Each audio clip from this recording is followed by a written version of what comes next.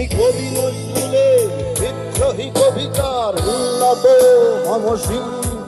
তুমি রক্তের কালিতে লেখা নাম সাত শ্রেষ্ঠ বীর, তুমি সুরের পাখি আব্বাসের শরদ ভরা সেই গান, তুমি আব্দুল আলিমের সর্বনাশা পদ্মা নদীর টান, তুমি সুফিয়া কামালের কাব্য ভাষায় নারীর অধিকার, তুমি স্বাধীন বাংলা বেতার কেন্দ্রের শানিত সুরির ধার,